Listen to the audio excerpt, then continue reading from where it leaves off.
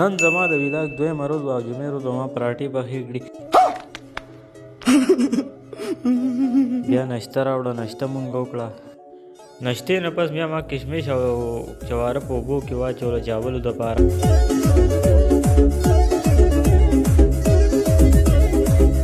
بیا رالمه چاولو کې مې سمڅۍ وواله. بیا د مانځه ټیم و سیده لاړو جومات طرف ته مونځ له. بیا چې څنګه مانځه نه واپس رالو نو بیا چاول تیار و. مونږ په چاولو باندې شورو ولګوله.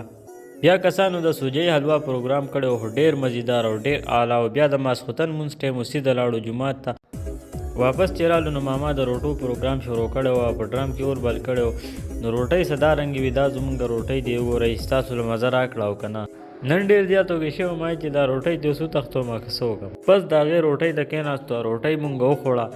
روټۍ نه پس بیا مونږ حلوا ته کېناستو، حلوا وخوړه. او دا وه زمونږ د نننۍ ورځې ولاګ. انشاءالله نیکسټ ولاګ کې به ملوئ.